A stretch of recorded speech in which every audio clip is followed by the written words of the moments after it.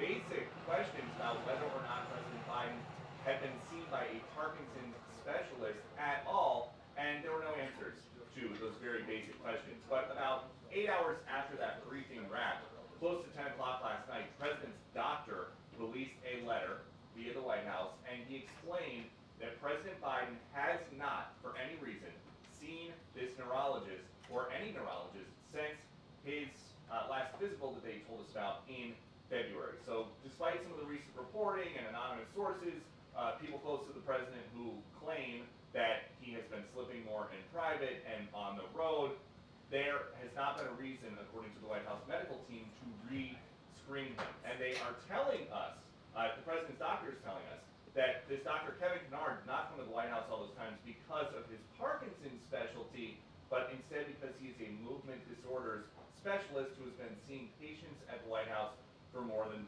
12 years. Why that was not able to be shared yesterday, we don't know, but we expect that to be at least the beginning of today's event. Also notable, on Capitol Hill, as Democratic lawmakers try to sort out whether or not they're going to firmly back President Biden staying in the race, the Treasury Secretary Janet Yellen was asked about cabinet-level discussions of the 25th Amendment to remove the president that way. She says if the secretaries are talking about it, she doesn't know about it. John.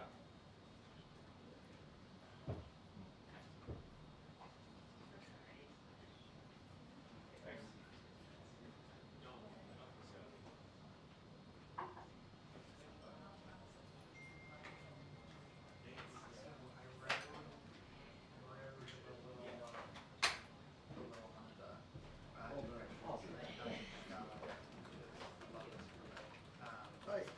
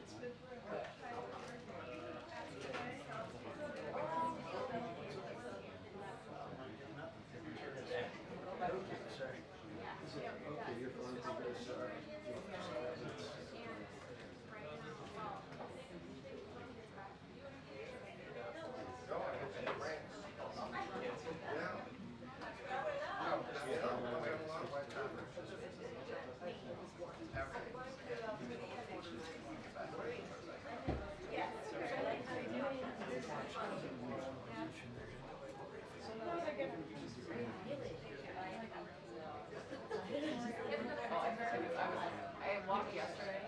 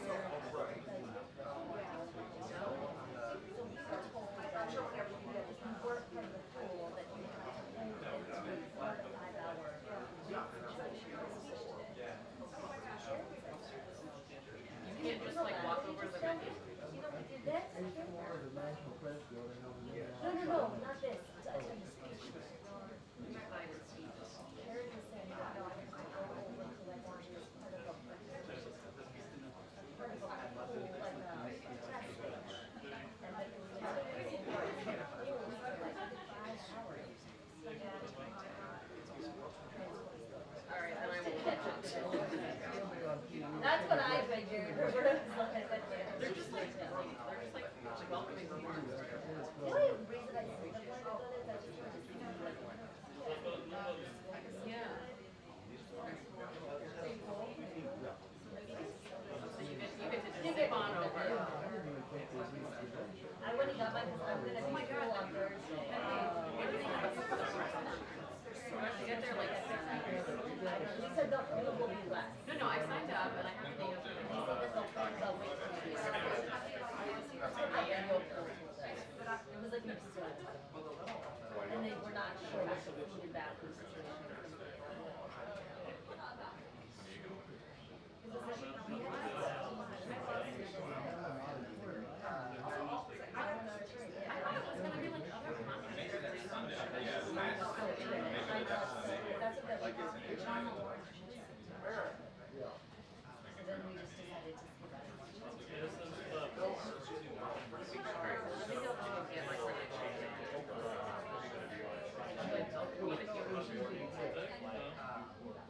Walk into the venue and got it. Yeah, that was Oh, okay. Okay.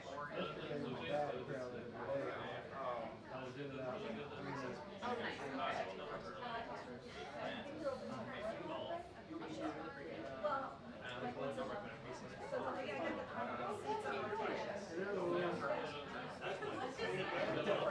Final date. Like 3 weeks.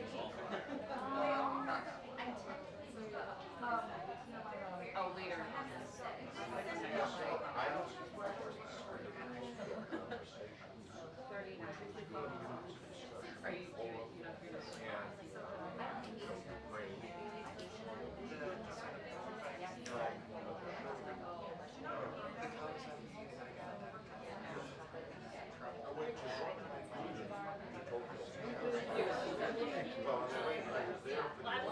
I mean, maybe I wasn't. So I was very sad. Yeah, I was. oh, get it.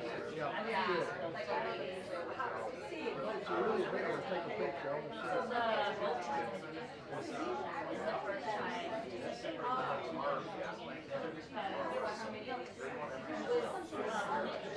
They found out the last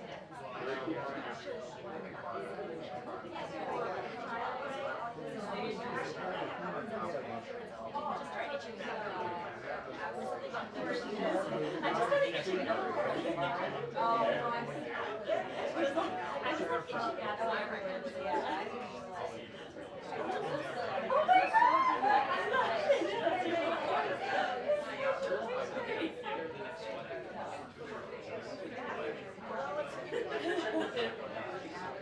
Oh my I feel fine now. Yeah, it's mostly the 1-year-old that's doing me in.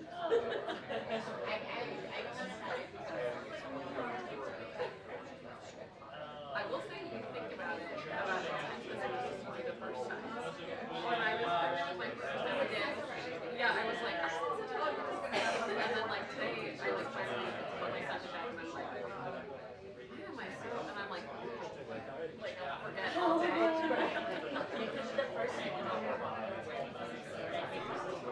Oh yeah. Let's see, the second one, it was like right outside of November. I was right after the election. I was like, the day there's a film and I did put it like a book. And I got feeling for the vendor sheet. And it turned out totally fine. Yeah, right. It turned out just fine as the first one. The first one was more like happening in high school. You know how hot? Yeah, I did that. What? Wow, you're so disappointed. I never even considered it. I was like, oh.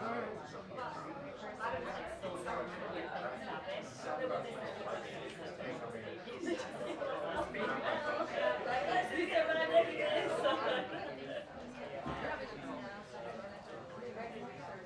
I have another voice.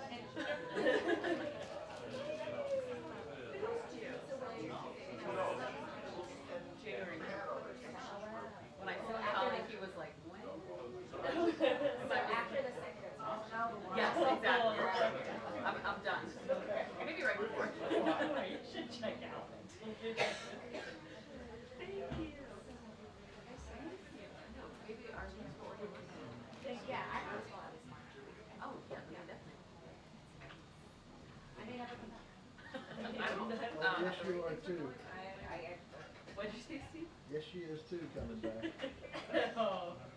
I'm not sure, Steve. It's going to depend on how they go. Again, like, I have 2 months to watch from afar what you guys are doing. I remember the first time I left January 6th. I wanted to stroll a lot from 2021. I was like, oh my god. And there's a photo of The insurrection. That's a good story. But I like had it left my house for weeks. It's like just go for a stroll and walk. And then we went for just to be cool.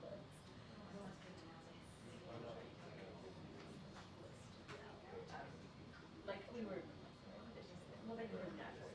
Yeah. I live right near that. Yeah, okay. Yeah, I feel like I was No, I went to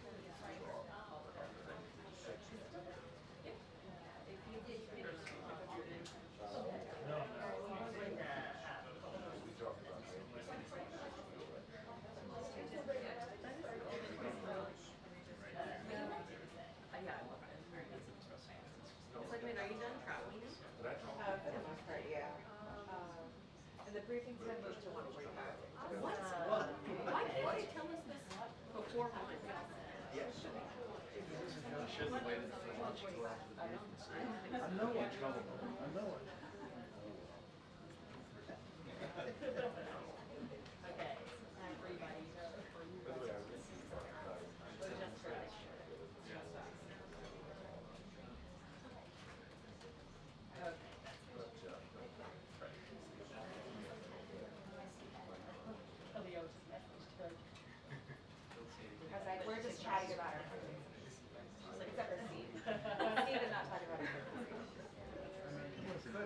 has some explaining to do.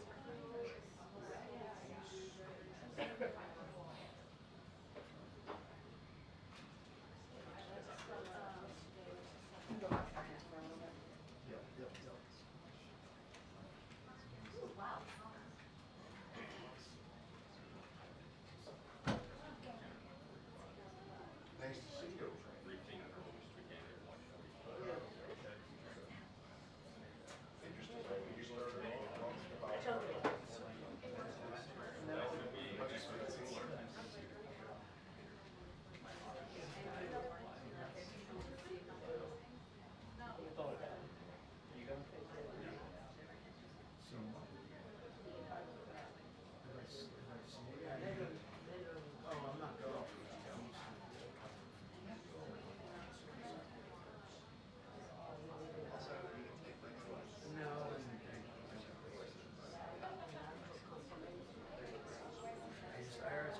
Interesting. You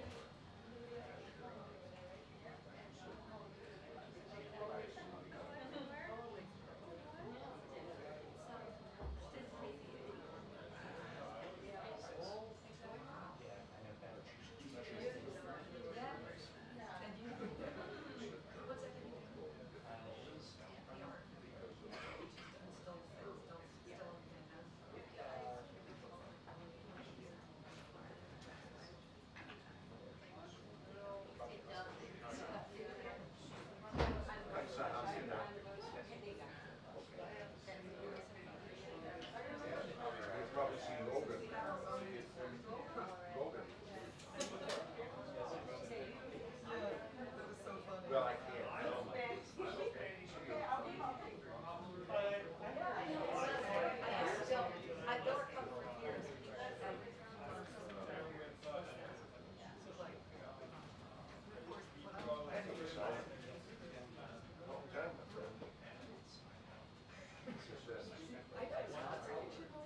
Until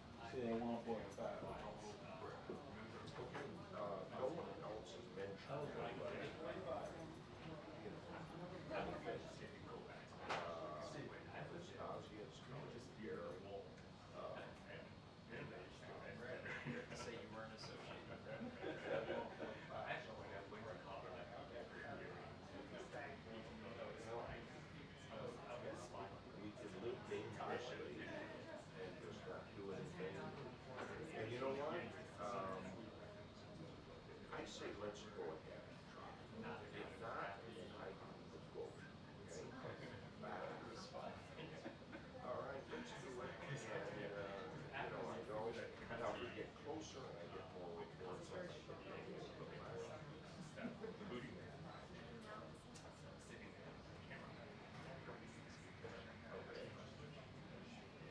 All right, I will, but it's, no, that's all right. And, just 1 second. Yeah, but always, actually, I would love to go back.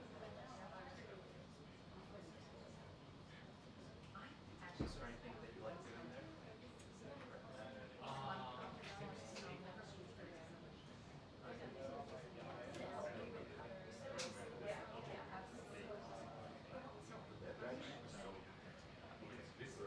All right, I'll talk to you when I'm done. I will ruminate, okay? Love you. Recommended for our group. Steve, where are you guys staying? Everyone else might be staying on the air-conditioned dorms in Marquette, but I got there. You got what? Oh, okay. What about you? We're in Racine, Oh, 20 minutes away. Yeah, that's what it was. But, yeah, but I guess the RNC's got a little shuttle, so that'll be, yeah, it's, yeah. Where are you in? Racine. Oh, go either way. One of my college reporters stayed until 6 until 8 or something like that.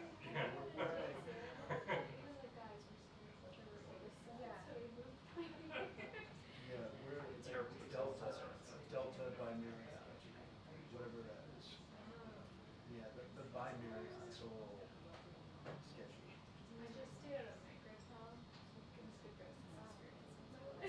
When I went to Atlanta for the day, I was at a Oxy, which is like a new Marriott.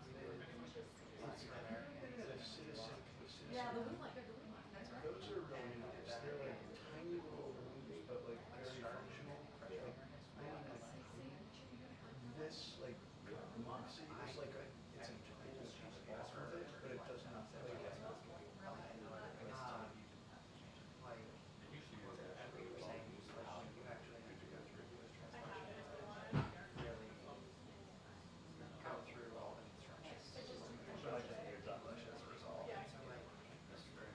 Is there any Wi-Fi?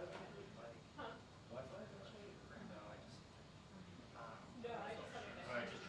Oh, what? Oh.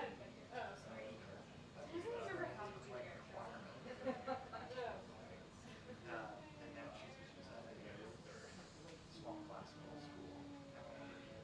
See, the problem is now we need to figure out how to get there like after hours besides like direct and long. But then on the way back, I'm connecting to shit. Which is gonna be really annoying because I'm checking the bag because I'm bringing a separate suitcase to spot out here. Which, once you try it, you'll understand. Okay. You'll understand. I'll take it up to you. Yeah, actually, one of my former college teammates is now a judge in Michigan County, so he's gonna have a, and a couple other former Wisconsin people at some point. That'll be interesting. Breathe though.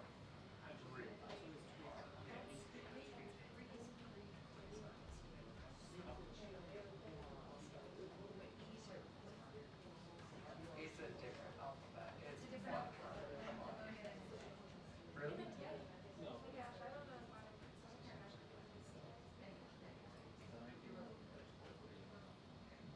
It's a challenge. We're gonna be challenged.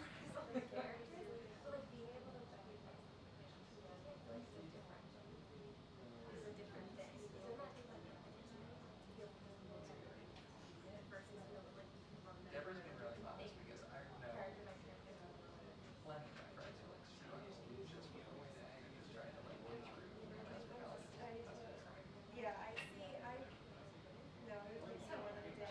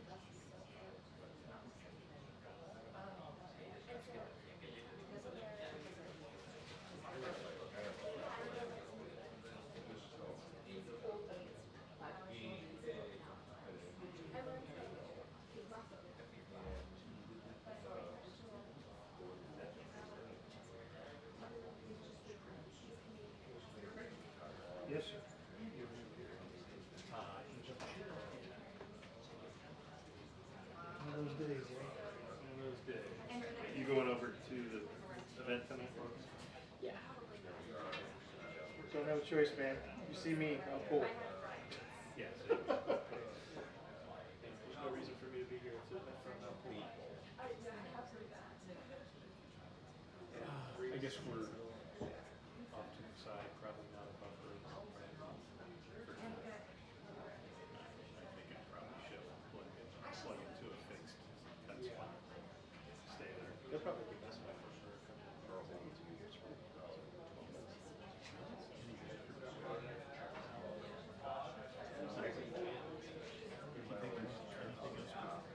Or are there other components of that that you want?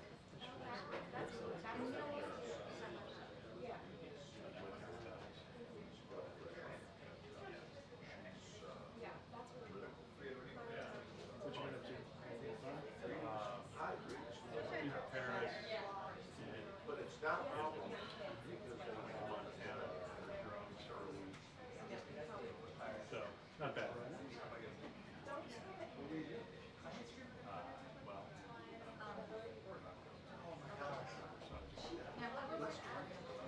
flying drone. Oh, you were flying? Yeah. So were you, was it a training thing? It wasn't a Oh, really? So we like racing on drones?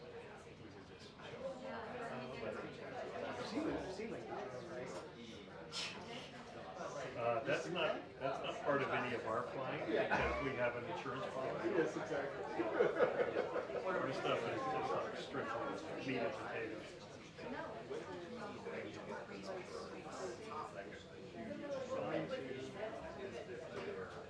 Yeah, one. Yeah. I do a lot As of. soon as I got my license, I do a lot of other stuff. I haven't done it. It's good fun. Yes. But it also sucks. All I've done thus far is bridge crash. Yeah. And that tank is stuck out there for fucking months. And then I had to go fly the drone out there all the time. Really? That's a long haul, man. With the drone. Quarter mile. Yeah. It's a little nerve-wracking. Yeah. You have a guy standing next to you with binoculars just to keep track of him. Yeah. We're, see, because the way our programs are, it's just, we can't even do it that way. So, visual inside. Yeah, we Sometimes you do what you gotta do. So, My last process was, pictures were good, but it was all very rapid. It was all that's what I heard. I heard that. I found like 3 feet above those fucking people. So you could see them. Each other. There's like 3 drones above them, you know? Yeah, I had some smugglers like throwing rocks at it. Are you serious? The drone. Yeah. Throwing rocks. That was my first. Did it hit it? So I was doing a story on all right. Okay. Yeah. Thank you. Have a fun I'm flying my drone next to it. And like there's a whole shit of anyway, and this guy, I'm on the side of the road. And so they're kind of going away from me, so I know it's okay. Yeah. And this guy fucking honks his horn and stops next to me. What are you doing? And it spooked me. And it turned right into my fucking drone and smashed it into his neck. Oh, yeah. Yeah, we had our Denver guy had a bird take down, big bird take down his drone.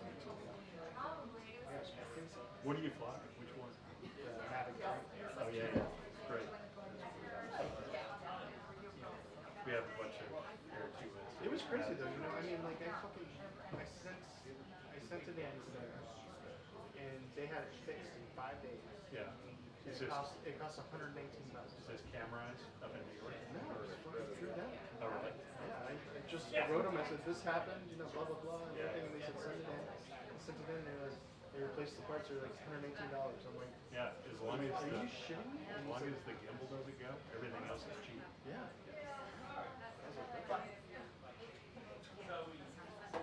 And then we ended up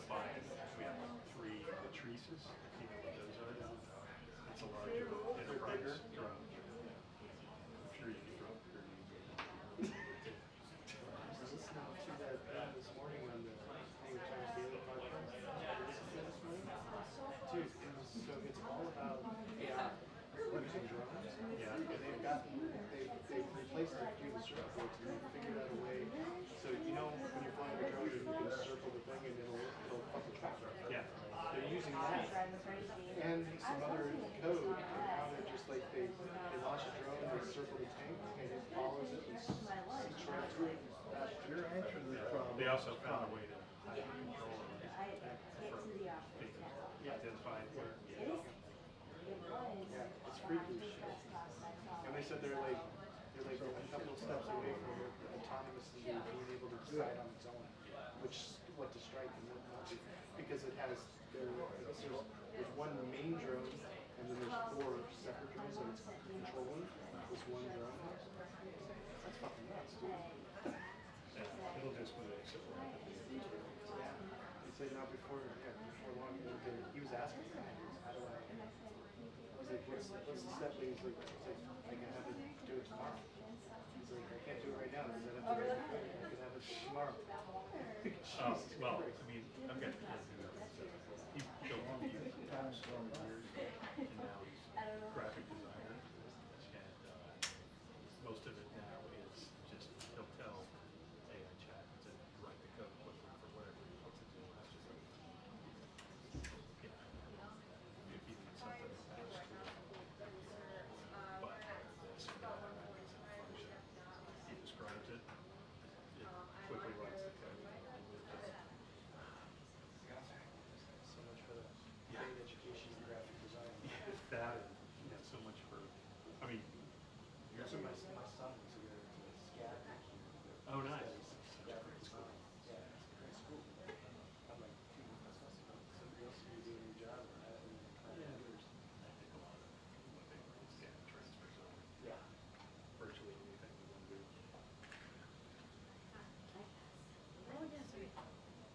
Plus it's such a great city. That's what I'm doing. There's been a couple other places that use this like SCAD. He's like Savannah. He's like so fucking cool. And they're the only art school that's free costume. Oh, are they? He played the cross board. I took him out there and he played with the team for 2 days and they're like, yeah, Holy crap. he's in. Oh, He wants it. by all means, then I would do that way. Nothing wrong with it. I mean, he's already been, he just finished 11th grade, he's already been accepted to the school. Which I don't understand. They're like, you can accept it, like just put all your shit in and. Just from portfolios? Yeah. Yeah, well, so the school comes up and visits 3 times a year at this private school that he goes to. So he's already been talking to him, and then we've gone down there 3 times now too. Like, Heather went down there with him twice, and then I went down there once. Yeah. Yeah. Oh, there we go. Yeah. Well, Andrew's making a living so far. Yeah. Works from home. The home office used to be up in Portland, Maine. And the guy who was running the whole thing earlier this year said, guys, just like, you guys take the clients, keep the company together, rename it. He wanted to keep the name of his company. You guys rename it, do what you can. So far, it's all done really well. That's good. So it's like 2 guys on the West Coast, Andrew, here in town, guys in and they manage to bring on new clients, keep everything up and running. And I think a lot more money. Well, we had somebody there, I think, was that the Chamber of Commerce or something? It looks like he gave, I just see some tweets about the NATO here. Yeah. JJ.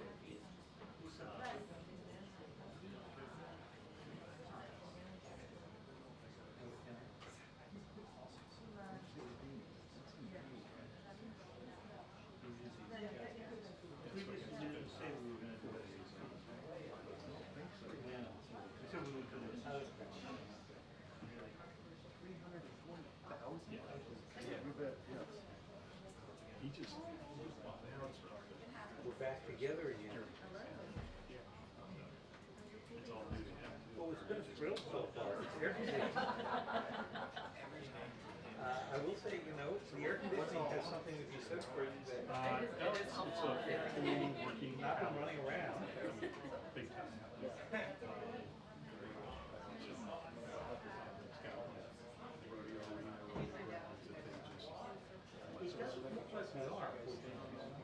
We were in Bill, which they're Best Western or something like that. Quality. It is good fun.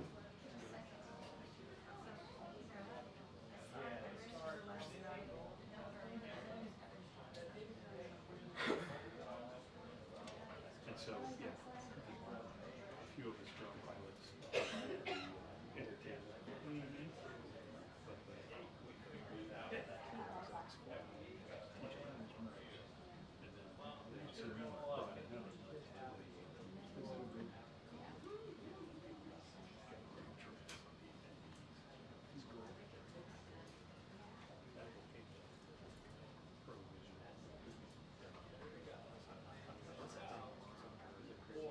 But I didn't get to see it, but I mean, I know that those things are $30 bucks. Big plans for it, obviously. But you know what, Sean Savage is calling me back, so that made me say that.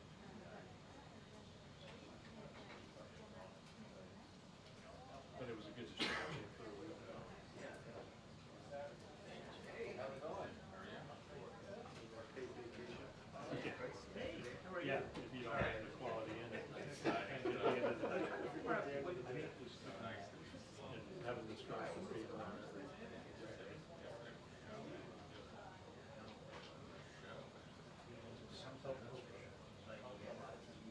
Yeah, yeah. And then you don't even. Did he make any particular movies? It's, well, The mention of 16. Yeah, but there was talk of bringing me in on Thursday. They want me just there, You mean the train? just in case. But I'm not sure. what's his deal? There was talk that he was going to do that, so because of what the boss felt about it, and they pushed back. We flew in a few airplanes. But he said that they didn't, Yeah. they weren't a rush. No. So I think they might hold it until. Okay, yeah. Normally do. At least, if On the not. first day or something like that.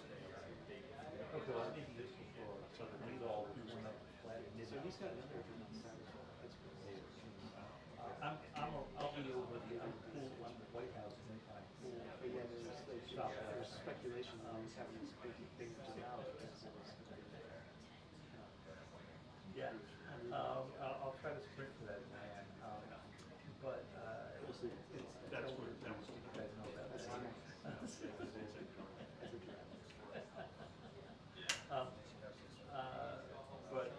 As like Stefan Abel was saying.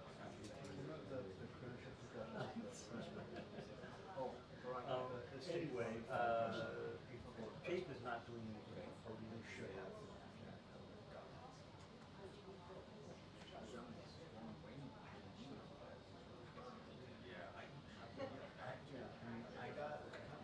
Was there any moment of like during the first like working trips? I think the second, like, the thing for like hard pass holders was like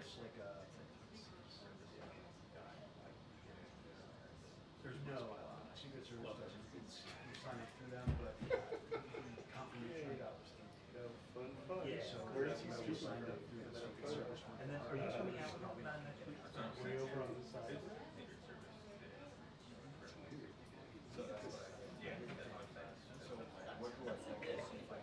Probably lives and then Gates and then Jake is staying to this behavior for the open doors. The small size you do, the I guess that's the. I think he did that. Yeah, no, he did. We were giving him 12 minutes.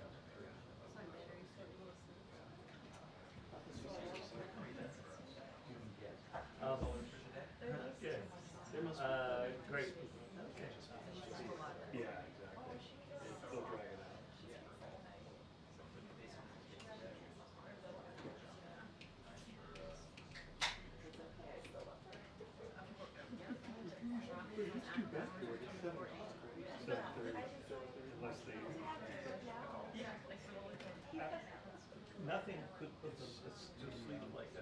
it's all part of. Yeah, maybe that's why she's.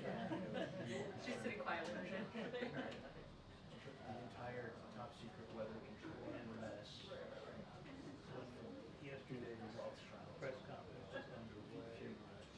My wife and I, of course, am not allowed to discuss the weather control or the space station for that matter, but yes, I can. This was our dog's reaction to the briefing, yesterday's briefing. That was also my reaction. Until it got into his spicy. Yes.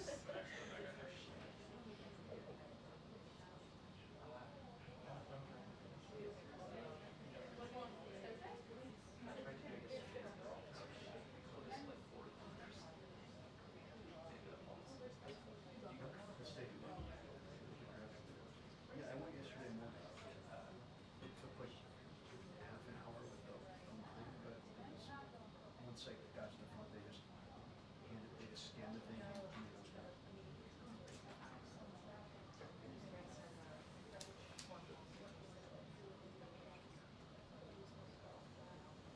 Hey, Paris, one of your buttons is falling off on your, I know, right? Yeah, fuck got caught up. Thank you. Warn before you lost it.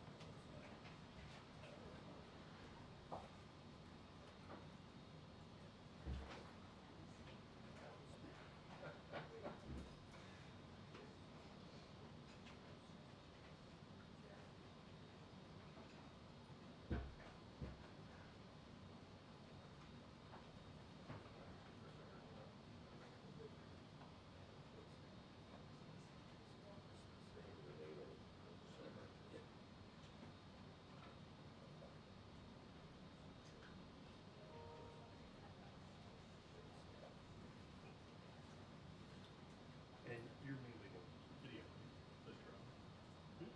No? No? No, I shoot video for the track video team. Right. But when I launch them, then I shoot still. And then I'll shoot a little video and send it out. Yeah, I mean, what works, I mean, our workflow is so great. You know, we HDMI out of the control into the line. So Oh, really? everything. Oh. Yeah.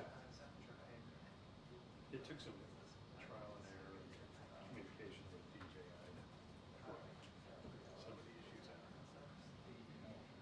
But this is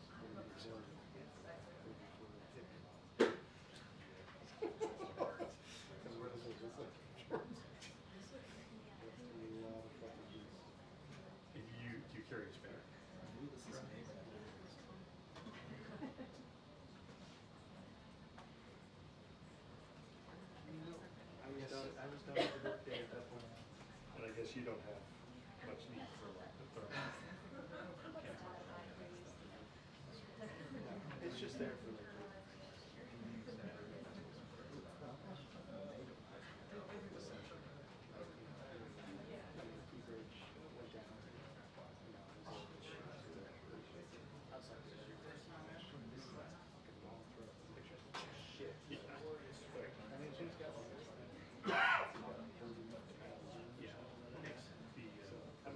It got something.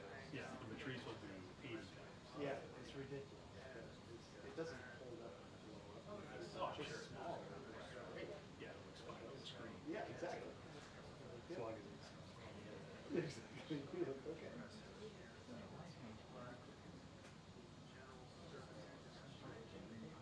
Yeah, we quickly discovered that. Yeah. Good for 30 seconds. Yeah. After that, nobody wants to see those pictures. Yeah. That's kind of boring. Yeah. It's a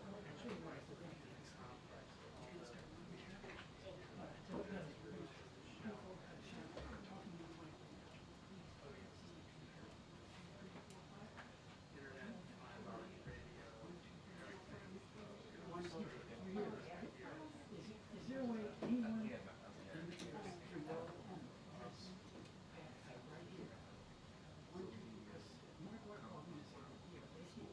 New York can't sign it, or you can't sign it, nobody,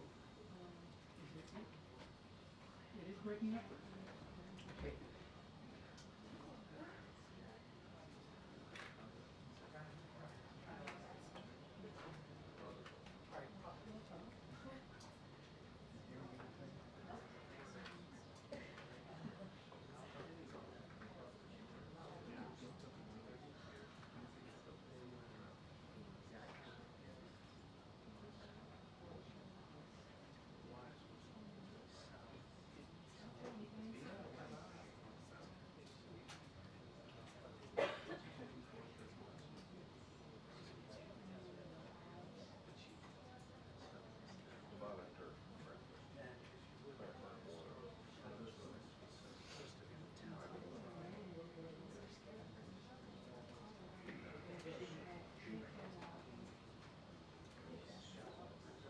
And you tie your stuff flat.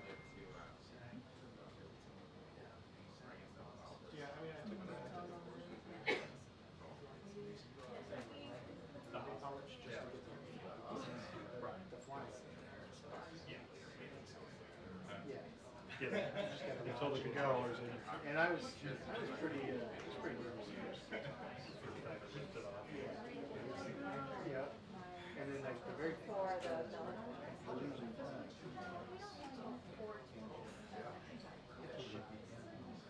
oh my God. So I went out of Oh no.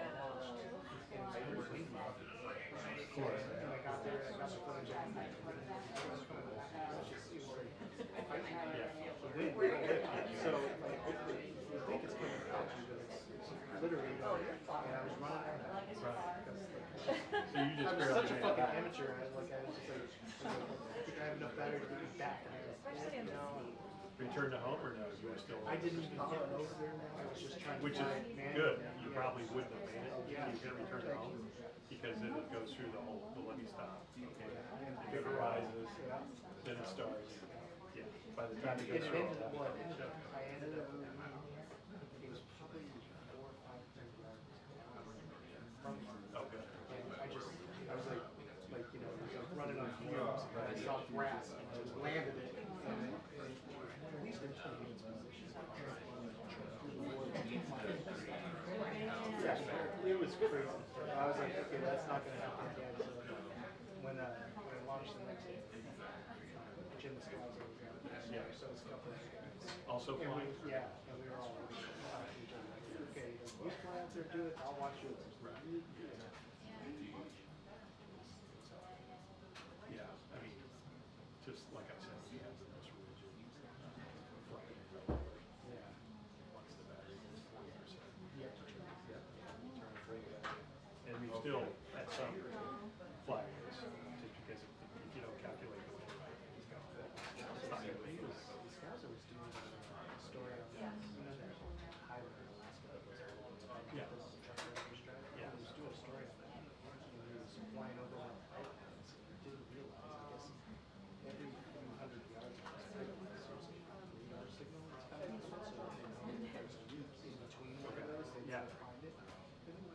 he was flying the drone over it and it hit that signal. Flew off. He's like, and his is white. It was fucking snow. Yeah. I have no idea. It took him hours. Oh, well, you know, they were flying. You have an updated time. Hi. Once it got over, you know, anywhere near it, they all just crashed.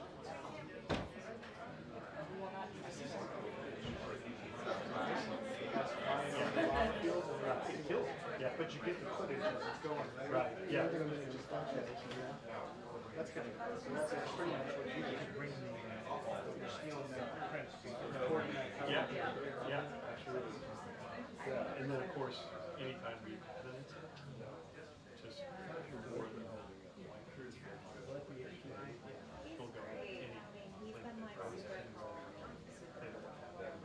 I mean, they had some just that were never found. We still haven't been. But if it's repairable, they want to back on the list. Stuff we're trying to get. And I just like freak out about it. He's been great. He'll probably freak out because the baby's here.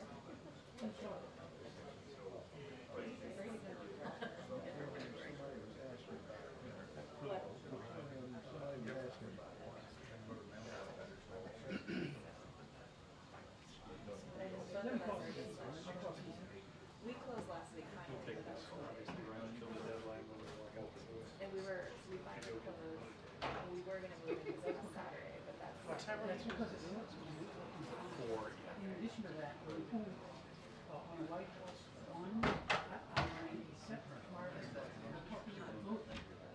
No, but I'm giving you two outlets to get the same thing, because the other was not working, so I just ran a wireless.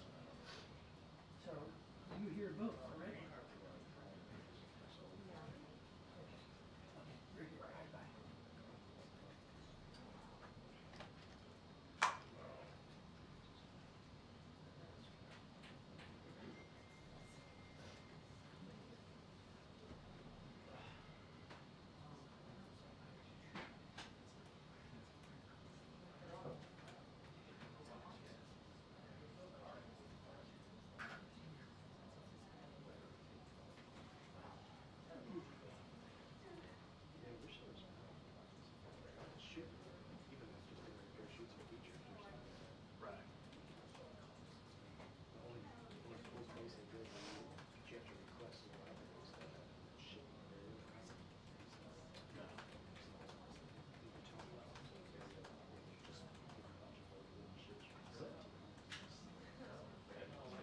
It's clear enough.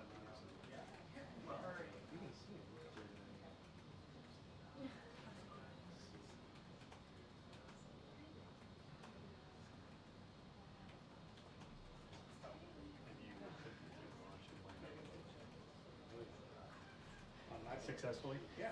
Oh, good. Catching it or actually landing it? Oh, that's awesome. Yeah, that's amazing. Wow. Cool stuff.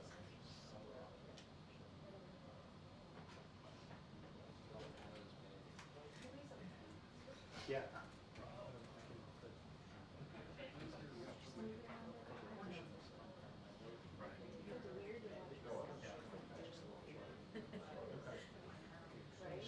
As long as you're not moving, I know, but it's pretty easy. Oh. Boats moving, don't even try it. Right. I mean, just like drifting, still too much movement.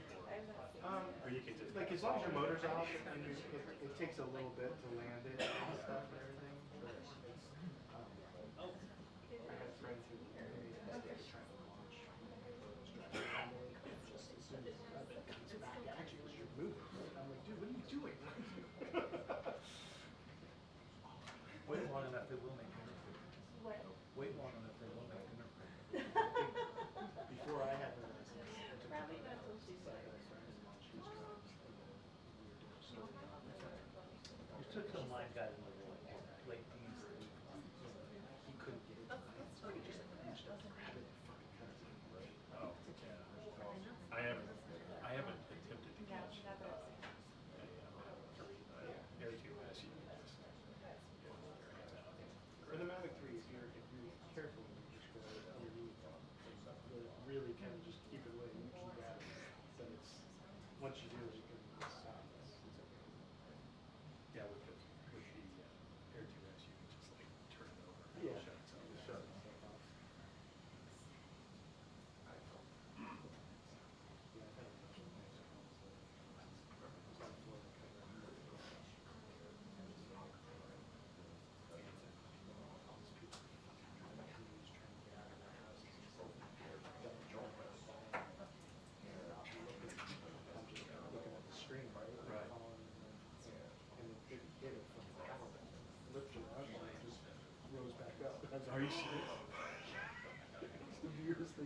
like, cause you know how the propeller just Yeah. hit the line and it spun itself and it broke free somehow and then it just went and then it kept going. I was like, okay. Oh, so quick. It would have just smashed right into the water. Right. So all this, you just, with one rope, you put through all this. Just the one. What we started. Yeah. Nobody even dares charge the battery. Yeah, nobody even dares charge the battery. I can't imagine, with batteries sitting around for the last 4 years. So they don't have the air for this. Yeah. No. Mine. Having 3 if you're not full out. Yeah, that's amazing. That's the best feature of that drone.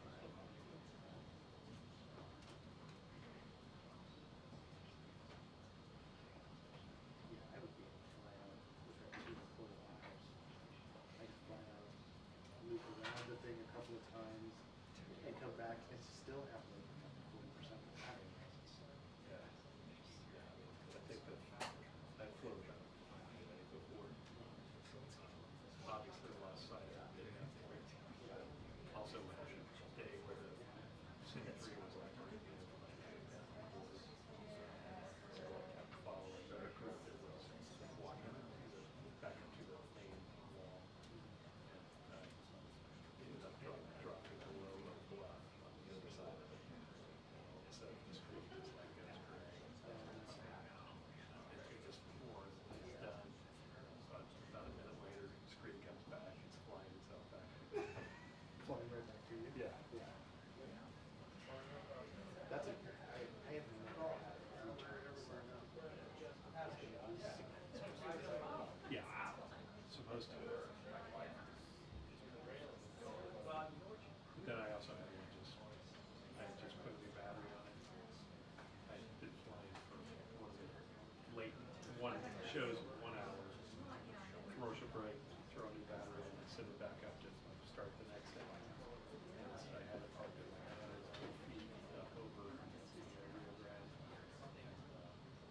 They were counting me into the shot, getting ready to just like start my move, and the screen just goes gray. Oh no. Just dropped out of the sky, 190 feet down.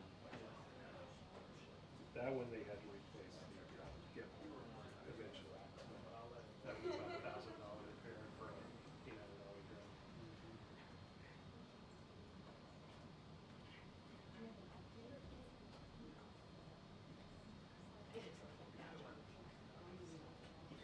See you later. See, that was lines Caitlin's done for the day. I told you, no more transcriptions of the briefing. Came back in and got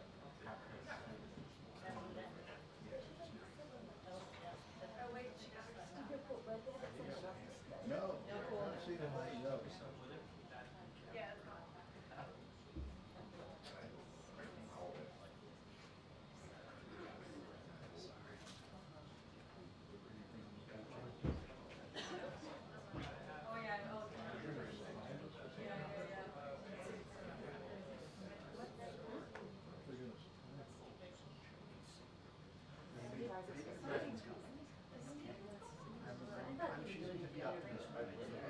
She's calling into some show again.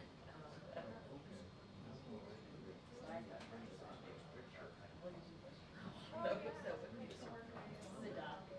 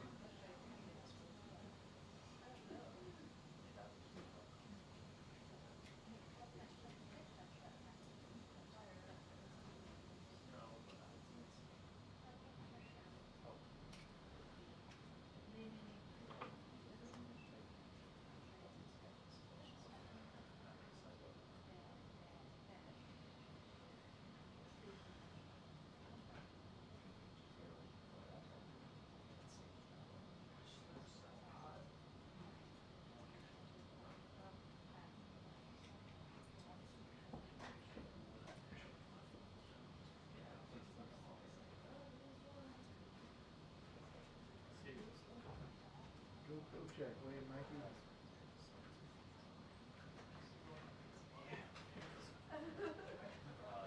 Yeah, I'll do that right after she leaves. She would, maybe she's a special guest.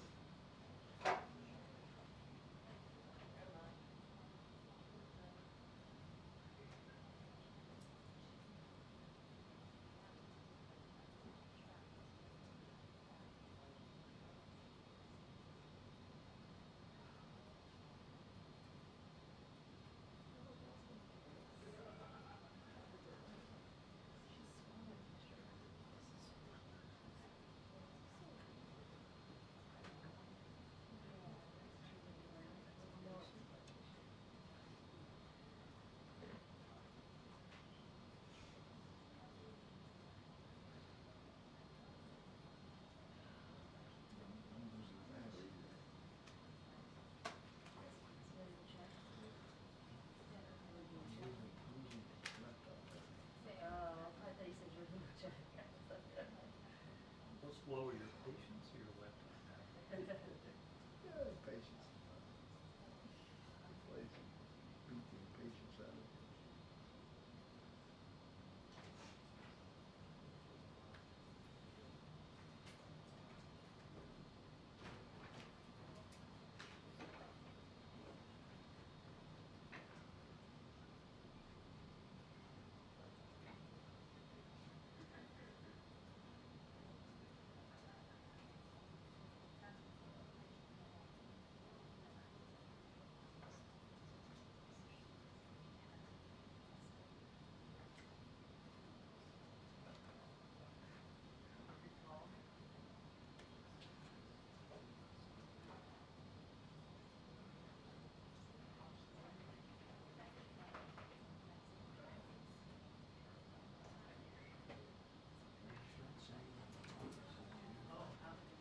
Get set. Why? Coming up. She is.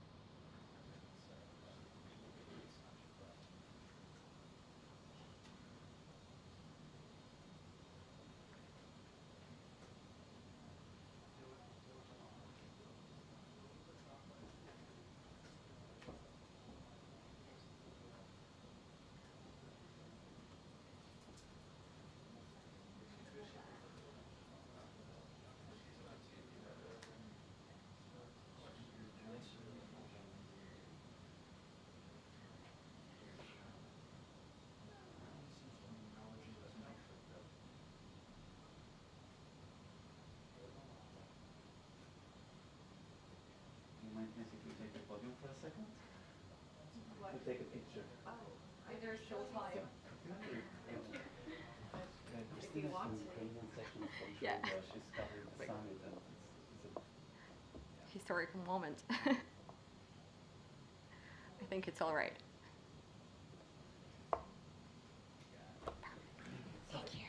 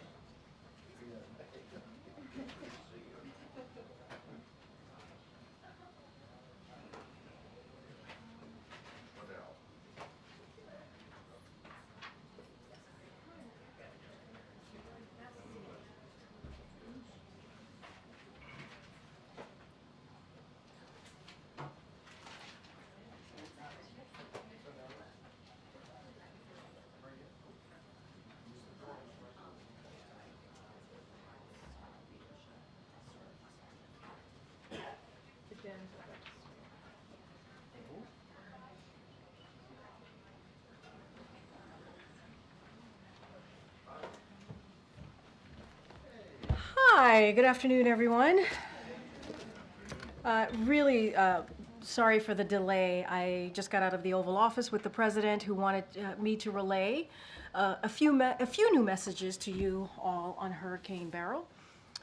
This is important to him, and he knows it's important to the people of Texas, so he wanted to make sure that before I came out here, I had all of this information. So, the President spoke with Houston Mayor Whitmire and Harris County Judge Lena Hidalgo about the impacts of Hurricane Beryl, and they both asked for help from the federal government.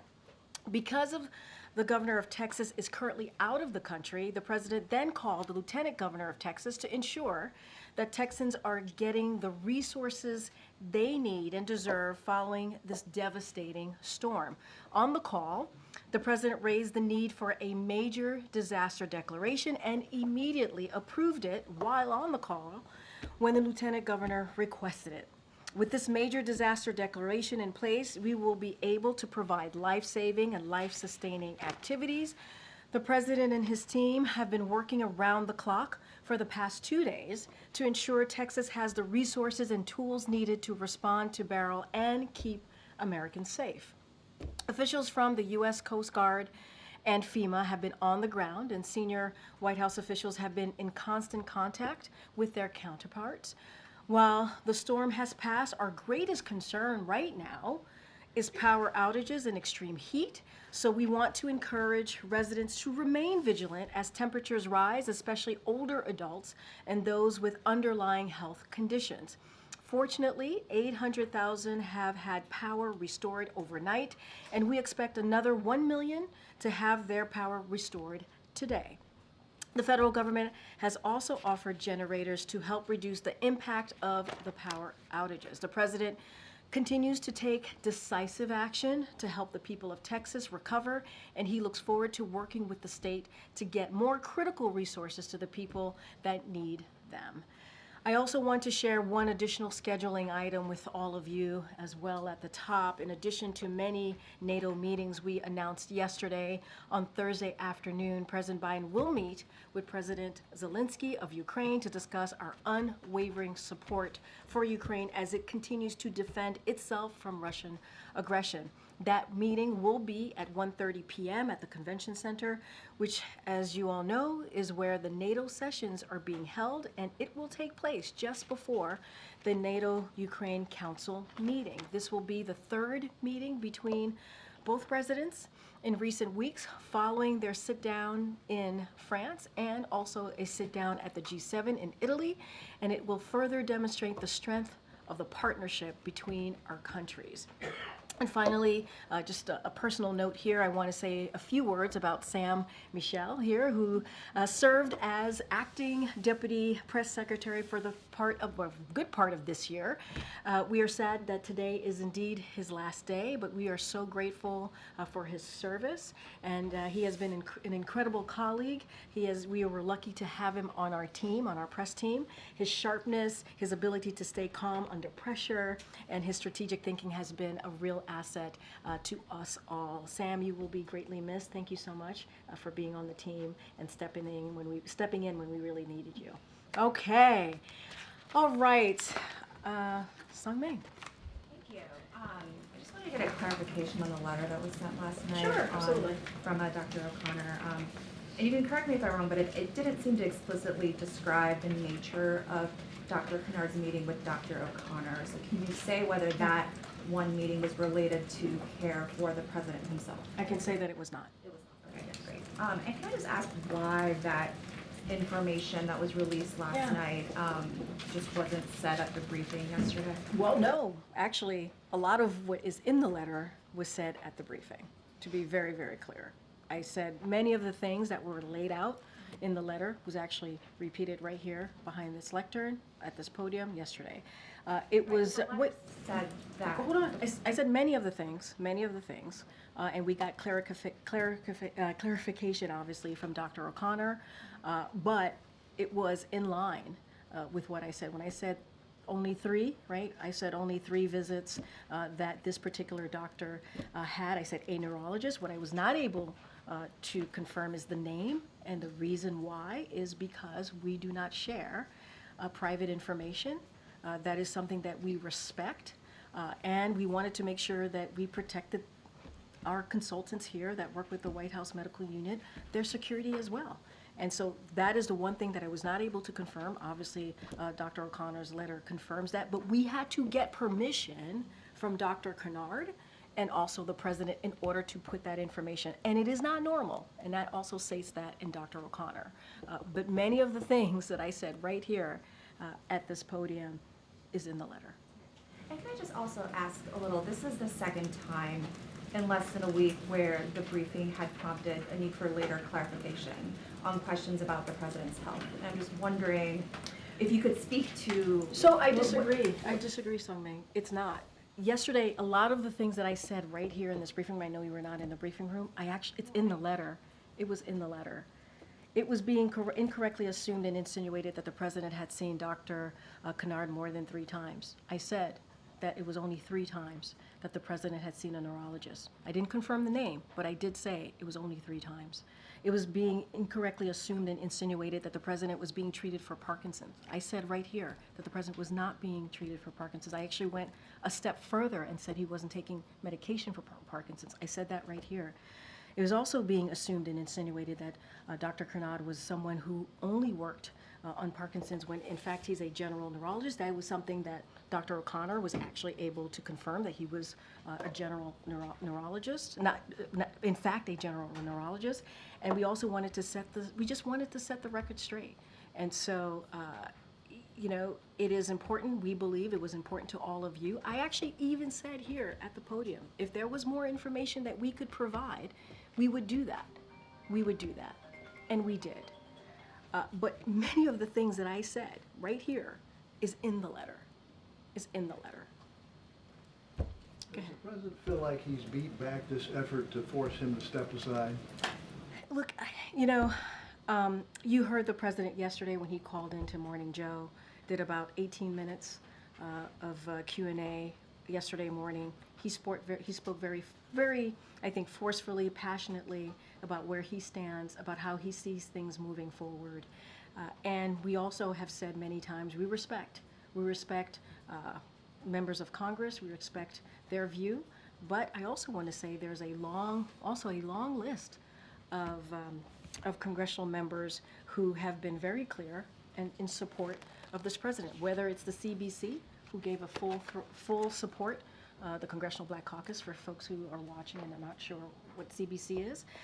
They were very much supportive. They said, we think that, this is Representative Joyce Beatty, to be clear, we think that the call went extremely well. The president was very responsive. Representative Troy Carter, who's also a member of the CBC, he was elated to hear directly from the president and that he is all in, and we are all in with him. You got a Congressional Hispanic Caucus. They put out a statement in full support of this president, and there are others. And so, look, he is going to focus on continuing to work on behalf of the American people, continuing to build on an unprecedented record that he's been able to get done with many of these congressional members that he's proud to have worked with. But that's his focus right now. That's his focus. Is he still talking to more people, more? He's going to members of continue Congress? to engage, as you saw him in Pennsylvania when he was when he was in the Commonwealth on the road. He had two of the senators, 2 of the congressional members with him, the House members with him. He's going to be traveling later in the week. He's going to be engaging. I mentioned yesterday his robust schedule for the next 2 weeks. When he's in state, he certainly will continue to engage. I don't have a list of additional calls to read out, but he did CBC last night, Congressional Black Caucus, and he's going to continue to engage as he has been. Go ahead, Mary. To follow on that, the president has made clear he's done talking about the debate. It is time to move on. Yeah. But some of his allies have made clear they're very much still in this wait and see mode. I mean, Senator Patty Murray saying he must do more to demonstrate he can campaign strong enough to beat Trump. Senator Durbin saying he's concerned whether this is just a one-off or a larger issue. So I guess, how worried is the president that despite his best efforts, he's not going to be able to close the book on these concerns? And Mary, I appreciate the question, but as you know, there are hundreds of members in Congress, hundreds. And I laid out a list of folks who have supported him. We've heard from Senator Coons, we've heard from Senator Fetterman. There's support there as well for him. And so we just want to make sure that we put that out there as We well. want the party united behind him, Absolutely, right? absolutely. And look, Representative Gregory Meeks said, coming out of the Congressional Democrats meeting, said that they're united. And you just saw the Dem caucus leadership take questions from some of your colleagues over at the Capitol. So that is important as well to note. But look, he had a bad night. We've talked about it. He understands people's concerns. We have been out there, as we have been in previous months, but out there obviously in the past 10 days, more than 10 days now, since the debate. And you see from his engagement with everyday people on the ground, you see him with congressional members who are showing their support, speaking on behalf of this president while we're on the ground in that respective state or commonwealth, being where we were in Pennsylvania on Sunday.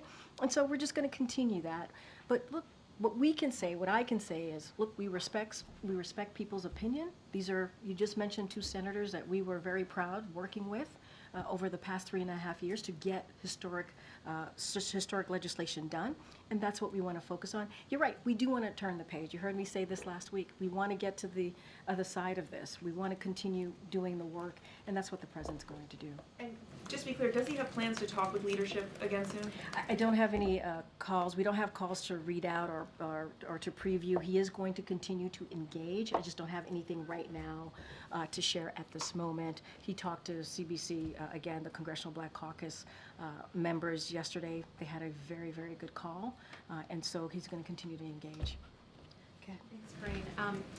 The White House has obviously fielded a lot of questions in recent days about the president's health, whether the White House has been forthcoming or not about that issue. And I just wondered, have the last 12 days made you reconsider any specific statements that you might have made in recent months on that issue?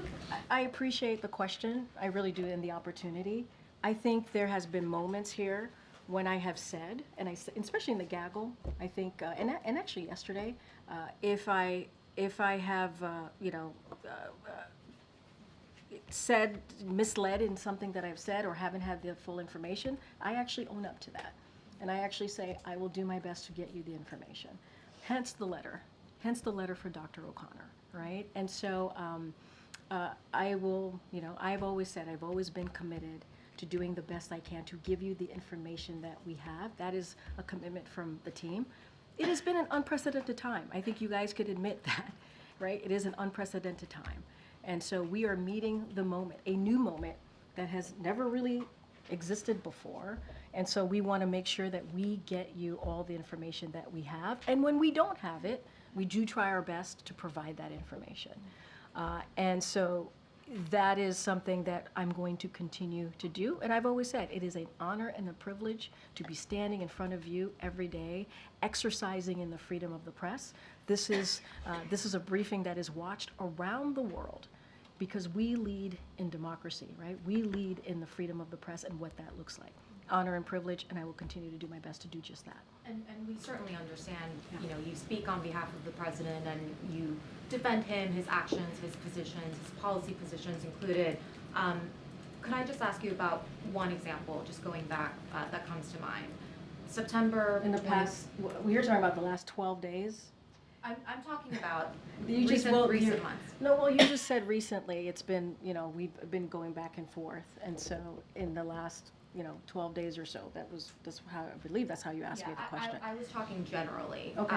But if I could just ask you about one example. I mean, look, if you're going to ask me about something from months ago, it probably would be fair for me to, I probably won't be able to answer that right away, whatever it is that you're going to say to me. Come back to us. Yeah, I'm happy to do that. But it's also to say, hey, from September of whenever year, right? That is something that I probably should give a little space to kind of see exactly what you're speaking of. Okay, and that's fine if that ends up being I just want to make your sure that response. we Sure. kind of give some context here. Yeah. And you'll remember this. This was an event where the president called out Congresswoman Jackie Walorski, looked for her in the room even though she had recently died. You told multiple reporters at the time, and this was asked in multiple different ways. She was top of mind. Right, it was because she was top of mind for the president. I mean, would you, on that example, would you offer a different explanation? I would not, because honestly, I spoke to the president right before coming out that day, And that is what the president told me. It's not something that came from me, that is something that came from the president. So he was saying even as he was She- looking for that- her in the moment, it wasn't a misspeak? She was top of mind. Okay. That is coming, as you just said in your question, I speak for the president, I speak on behalf of him.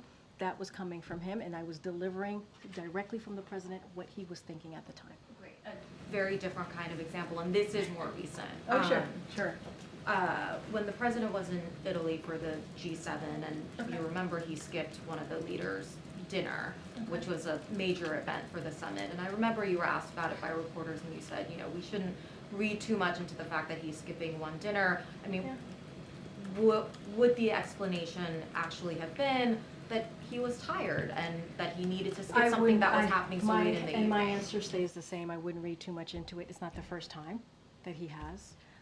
He has a really busy schedule, and there's a lot going on. As you know, when the president is abroad, he has continued to do domestic stuff as well as meeting with global leaders. And so I truly would not read too much into it, and I will leave it there. Okay, I have a very final question on the annual Sure. letter from Dr. O'Connor. He said that the president continues to be fit for duty and fully executes all of his responsibilities without any exemptions or accommodations. Just because it's been a couple of months, do you know if that statement is still accurate? It's still accurate. So no exemptions, no accommodations? No exemptions, no accommodations. Thank It's you. accurate. Thank you. Corinne, there was an announcement from the Department of Justice today about a crackdown effort to interrupt a Russian state-sponsored bot operation, AI-fueled operation, to denigrate politicians in the United States and elsewhere.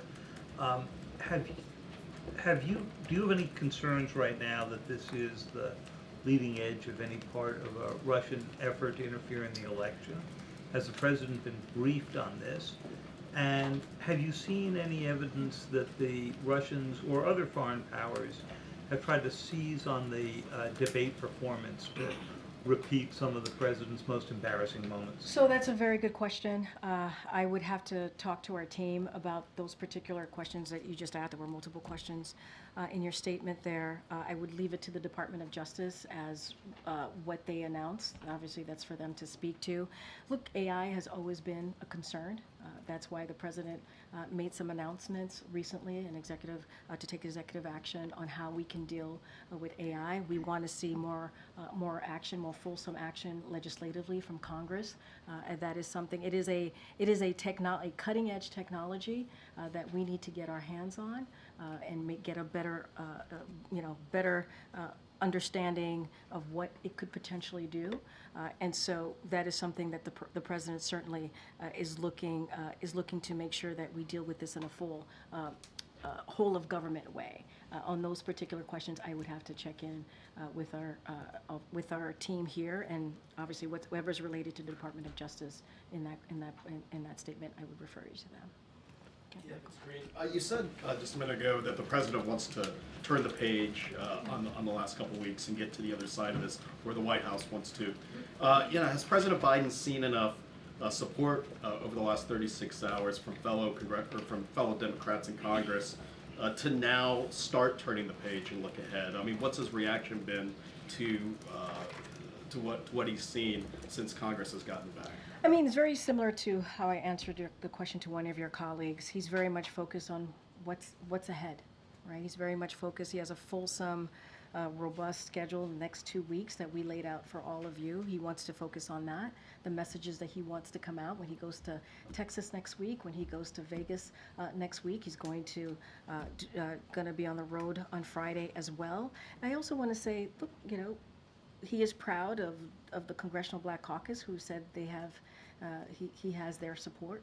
The Congressional Hispanic Caucus did the same, and other members of Congress, obviously. And so, look, he wants to move forward. As your colleague said, definitely unite the party, continuing to unite the party. We heard from Representative Meeks, who said the Democrats, the Congressional Democrats, came out of the meeting today united. I think that's important to note. But the president's going to move forward. He's going to move forward, and he's going to continue to go out there, engage with the American public like you saw him do in Pennsylvania, and he's going to stay focused on that. What do you feel? Does he feel like he's weathered this storm, so to speak?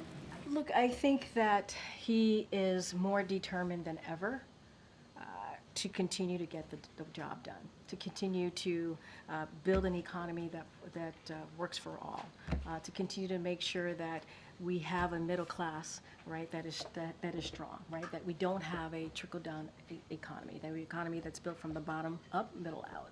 That's what he wants to continue to do. I think this week with the NATO summit, the 75th year of NATO, let's not forget, NATO has helped to protect Americans and also protect the world and what it's been able to do for the past 75 years. You're going to see the president engaging with 32 leaders of this alliance.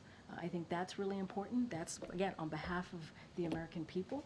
So he wants to do that. He has a lot on his mind, and as it deals with making sure we deliver for the American people, that's what he's going to focus on.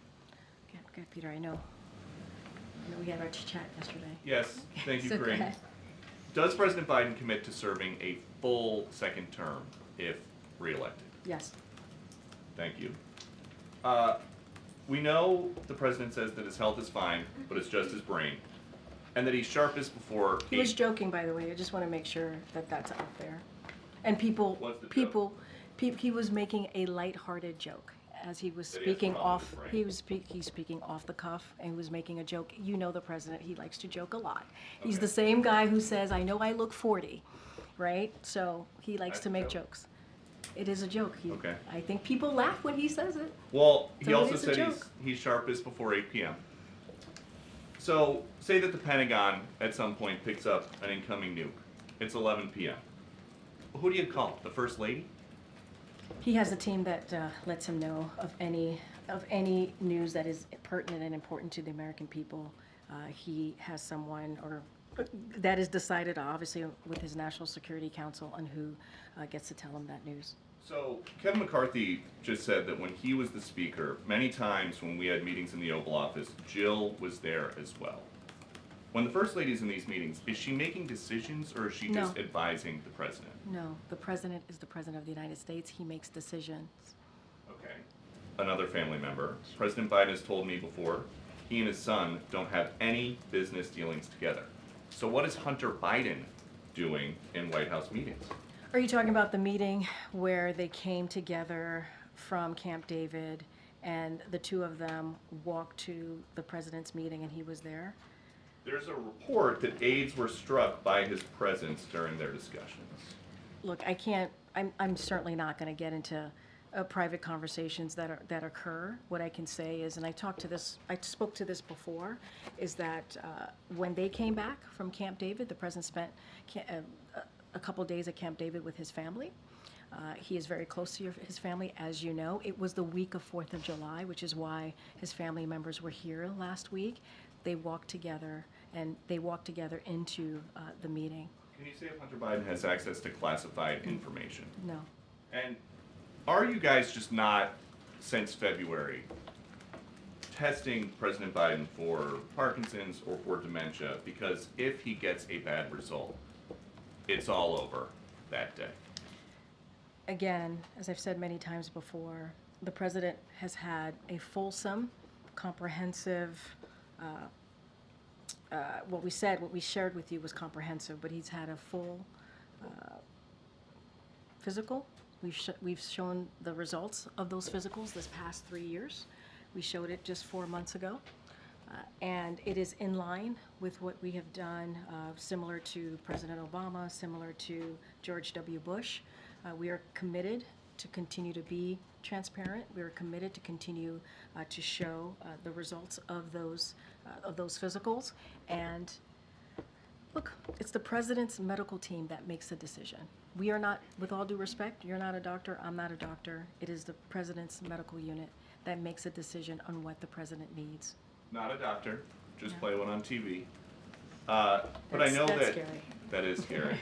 But I know that, especially as adults get into their 80s, health conditions can pop up more than just once a year when he's getting his physical. I think If my wife saw me on TV misspeaking or saying the wrong thing or seeing a change in my appearance, she would probably say, let's go to a doctor just to make sure that you are okay, you have a family, you have an important job. Why doesn't anybody in the president's family urge him just to go to get checked out to say the coast is clear? Okay, so just to step back just a little bit, because I think you weren't in the briefing room last week. I don't want to go backwards, but just to share a little bit about that night. The president said it was a bad night. He talked about it. He had a cold, right? He talked about his schedule, right, being abroad. And so we spoke about what that night was like for him. And we understand what the American people saw, what you all saw. We've spoken to that. And I also would say, and I think you know this, Peter, you've covered a couple of administrations at this point, that the president, every president, has a White House medical unit that is with him 24/7, that is available to him 24/7. That is unlike any other American, right? That is not the norm. That is uncommon. Just down on the other side of the colonnade is where the medical unit is. And I did share that the president checks in while he's exercising with his doctor a couple times a week. And so he has that. He has something that majority of Americans, all Americans I would probably argue, don't have, which is a full medical unit that is with him at all times. And he gets a full physical, annual physical that we share with all of you. And that is very different than an everyday American who sometimes they're lucky if they can go get a physical. They have to get into a car. They have to take public transportation. The president has, again, a medical unit that's with him here at the White House and travels with him. So I guess the question is just, you're saying this is not a situation where you would rather just not know if there is an issue with the president, because if he does get a bad result, it is all over. He has to leave office right away, can't run for re-election. First of all, it's a hypothetical, right? That you're giving me a hypothetical. But I will also say, just to clear this up, the White House medical unit, his doctor, they don't believe that he needs anything more than what we have been able to provide, a full, detailed, very comprehensive physical that he had 4 months ago. It is their decision to make. It's not yours. It's not mine. It's the White House medical unit. Okay. I agree. And you mentioned that the Democratic Party was united, perhaps the leadership, but a lot of rank and file Democrats have a lot of concerns. One of them, Steve Cohen, said today, not only are they not on the same page, but they're not even in the same book. Is the White House concerned about that? Look, I've said before, right, we respect congressional members. They have their opinions. We respect their opinions. Many of them that we had opportunities to deliver really good results on behalf of the American people. But there is the whole Congressional Black Caucus. They support the president. The Congressional Hispanic Caucus support the president. Those are pretty impressive numbers. Senator Coons, Senator Fetterman support the president. There's also another list here that shows support for this president. You're going to have some congressional members who feel differently. That is up to them, right? The president wants to continue. He's going to have those conversations. He's going to engage with congressional members. He's going to continue to do that as he has. That's not going to stop. Obviously, the campaign is doing their work. We're continuing our engagement with congressional members as we do pretty much all the time on whatever issue we want to work with them on. So that's not going to change. You heard from AOC, the Congresswoman from New York. She said, the matter is closed and I support him, right? You heard from Maxwell Frost, who was on CNN today, was very supportive on CNN. So you do have others out there, just today or yesterday, giving support to the president. I can't, you're mentioning one person, but there are others as well. Yeah. On a separate topic slightly, Cedric Richmond this morning, he said that the debate stage was words, the debate stage was performance. I would say look at actions and accomplishments. President's allies have made some version of that argument to not pay attention to what he said on stage, but what his accomplishments are. But when you're the president of the United States, don't words matter? So, when you're the president of the United States, I think any leader right? Especially including a former president. Your words do matter. You're 100% correct. The president has owned up to that night. He said it was a bad night. He said this. He said this many times. He's even said he screwed up.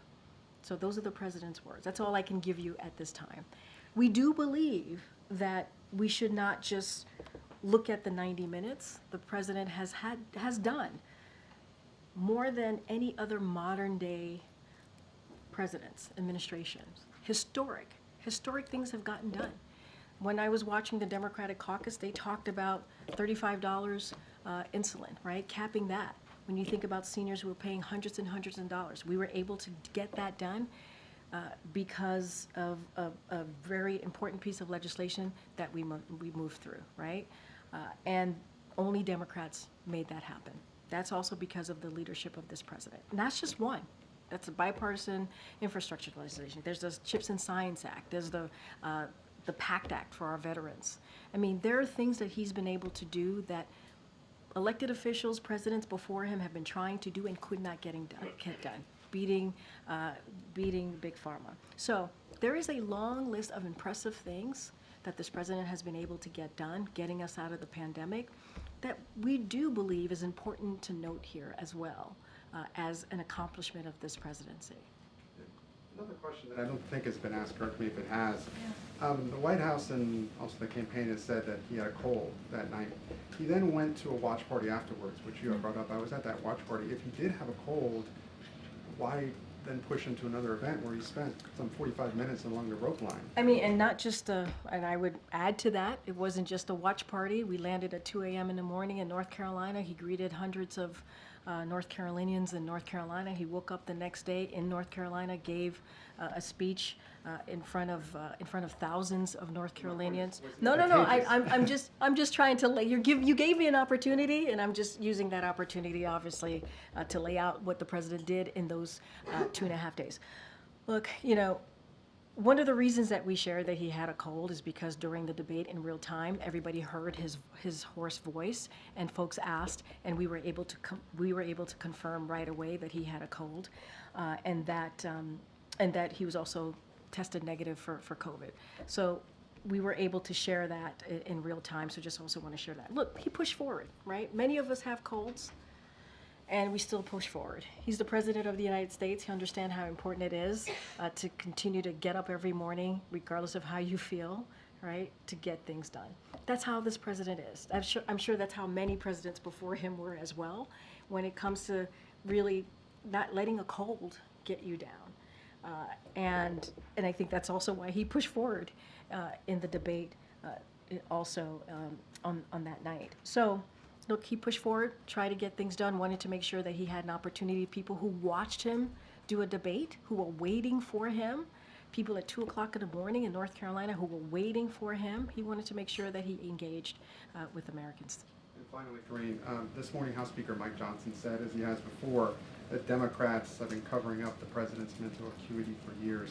How do you respond to that, and has the White House misled Americans? So I'll say this, Americans out there, folks who are watching, who are not normally in the day-to-day of what's happening in this world, there is a comprehensive full comprehensive medical report on the website, whitehouse.gov. I would encourage them to take a look, read that report, and they can also read for themselves what his specialist, a group of specialists coming out of the medical unit decided on, what they examined, what they saw, what they reported on. I think that matters as well. It is a group of them that come together when it comes to doing their physical. It is extensive physical. And so there is something there for them. It's transparent, it's out there, it's for them to read, it's for the American, not just for you, for the American people to take a look. And I think that's important to note as well, and that's what I would share with them. Okay, and I'll come to you, Ed, in a second. Thanks, Corinne. The president said yesterday in his letter, in his interview, that he talked to a wide range of voters. He overwhelmingly heard from people that they wanted him to stay in the race. Our polling shows that 76% of Democrats think he is too old to run this year. how is he coming to this conclusion? Are you sure that a handful of events is giving him a representative view of swing state voters? So look, I mean, look, that has been, you all have asked me about polling and his age for, I feel like a year now. It's come up many, many times. And, you know, I'm not going to speak to polls. It's not something I'm going to do from here. I'm just going to let the experts, the pundits, and all of you. He's saying he's conducting his own No, poll wait, effectively, I isn't he? was about to answer your question. Just give me a second. Look, for the past 3.5 years, the president has been out there talking to voters. And if you think about, what he was referring to when he went to Atlanta right after the watch party, he literally did a rope line. Some of your colleagues were there. Some of your colleagues spoke to some of the folks who were there and heard from them directly. He heard from folks at the rope line. I mean, these are everyday, engaging with everyday people. That's what he did. Landed at 2 a.m. in the morning in North Carolina, hundreds of people there. He did a rope line, engaged with everyday people. The next day, thousands of folks, thousands of people were at the North Carolina event, and you heard chants, "Let's go, Joe. We love you, Joe." I mean, that's something that you feel, right? That's something that you feel out there, and that's what he feels out there. The next day, he went to New York, and he was able to speak to some supporters there, and then went to New Jersey. So it is a continuation. On Sunday, 600 people at the church. If you watch that service, you heard from that congregation. If you watched him in Harrisburg, you saw him engaging with people. I mean, there's nothing that takes away, all respect to the polling out there, but nothing takes away, I don't think, from engaging with everyday Americans. I think that matters too. And I'm just laying out the last 10 or 12 days, right? That's just the last 10 or 12 days. One more. Over the weekend, the New York Times reported on a senior White House official who apparently had worked with the president in his vice presidency in the 2020 campaign, said he shouldn't seek re-election. They thought he was not up to it and was showing signs of his age. Does the White House know who this person is or making the effort to find out? And are you comfortable having someone who apparently is traveling with him and working with him this way who thinks this? I mean, look, that is the first time I've ever heard that was in that reporting. You know, this is not the last administration where we try to find who is, you know, speaking or leaking. That's not something that we do here. Everybody has their opinion, but that is the first time I've ever heard anything like that. I've never heard anyone speak in that way from here. Get it. To follow up on something you were saying, Gabe, about congressional outreach, has the president spoken to, does he plan to speak with any of those that have publicly called for him to go? Look, I don't have a list of people that the president's going to call. He's going to engage with congressional members. That's something that he's going to do. I can say, you know, I'm sure folks here in his Office of Leg Affairs has had regular communication with everyone.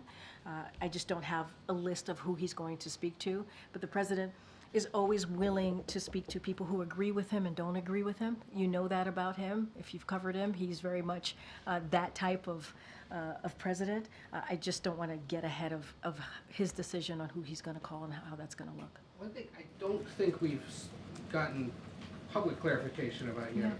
In the interview Friday night, he was asked, "Did you watch the debate?" And he said, "I don't think I did, no." Did he watch the full debate, or what of it has he watched? You know, that's a good question. I never followed up with him, and I meant to. I have not asked him that question. I was there in the room when he was being asked that question. I just never followed up. You know, that is something that, you know, we could follow up with him on. I have not. Okay. I'm sure he's seen clips. I just haven't. Asked him that full question. One other thing that's come up. Yeah, it's getting round the clock coverage, right? From all of you.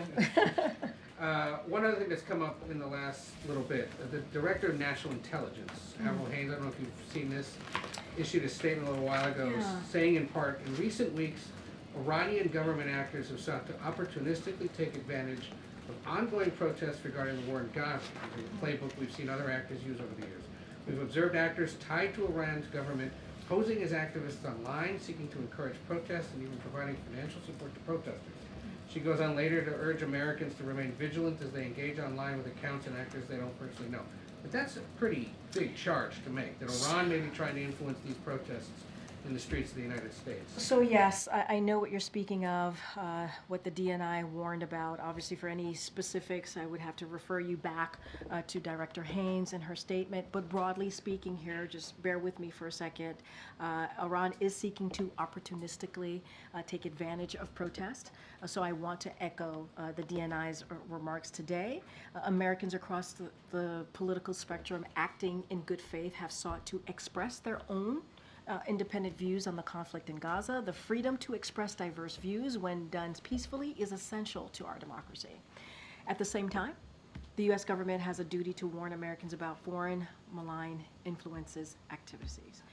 This is important to help Americans guard against efforts by foreign powers to take advantage of or co-opt their legitimate protest activities. We will continue to provide these warnings as they arise. And today I just want to convey and a firm message from here to Iran and any other foreign actor that seeks to conduct these types of influence activities, meddling in our politics and seeking to stroke division is unacceptable.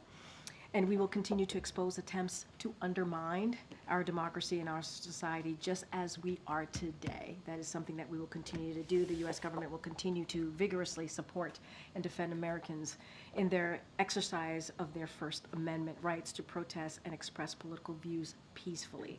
At the same time, we will continue to warn against expose foreign efforts to meddle in our internal affairs and attempt to amplify conflict. The former is an essential part of the robust functioning democracy. The latter is a threat, and it will not be tolerated. And the president's been read into all this. He's There's been no problem briefed. with it being shared publicly. He's been briefed, he's been read in, he is aware. And we believe, as I just stated here, it is our duty. It is our duty here as a U.S. government to share that. Okay. I have a question about the NATO summit. Sure. There has been a lot of discussion about Ukraine, but also the southern flank of NATO, countries like Italy and Spain.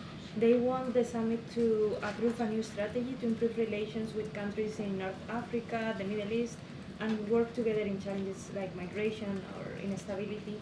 So does the U.S. support this, and is the president trying to or planning to meet with any leaders of the southern flank? So look, I think we announced some of the bilateral. We announced the one with the UK Prime Minister. I just announced with President Zelensky. We will do our best. You know, the president is hosting the 75th NATO summit, so he's going to be pretty busy engaging with global leaders and obviously hosting the event. So if we have anything more to share, I know my colleagues at the National Security Council will do our best to share that with you. I'm not going to, we're going to have some deliverables, we're going to have some statements to make, declarations. I'm not going to get ahead of any of that.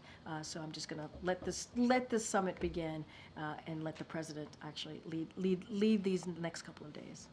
Does the president support this strategy? It has been out there. What I'm saying to you, I'm not going to get ahead of the summit. We're going to have many conversations, many meetings here. I just want to be super mindful. You also asked me about any other bilateral engagements. We've already announced 2, and so just don't want to get ahead of anything else.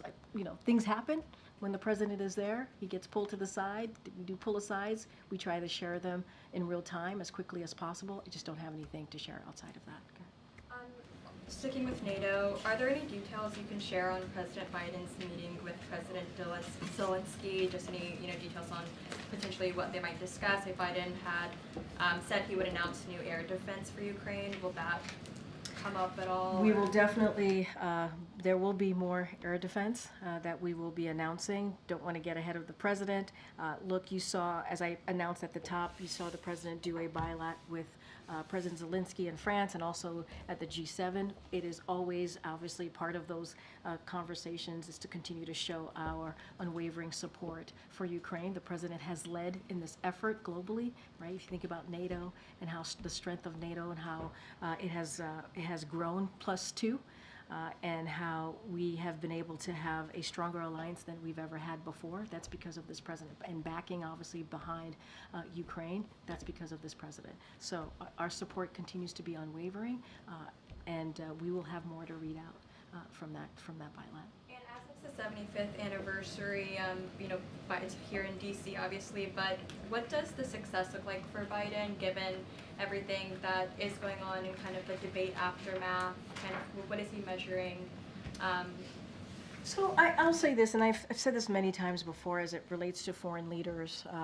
And look, I'll say that the foreign leaders have had an opportunity to see what the president has been able to do in the last 3.5 years. They've seen that certainly up close and personal the last 3 years, and they know that they are dealing with a president who has been effective and has been able to get things done. I just talked about NATO and the president's leadership and how we've been able to strengthen NATO, make sure that we invigorated the NATO alliance, and that we've been able to see in the last 3.5 years. So the president wants to continue to strengthen that partnership and strengthen those alliances. Obviously, it's not going to just be NATO allies here. We're going to see others.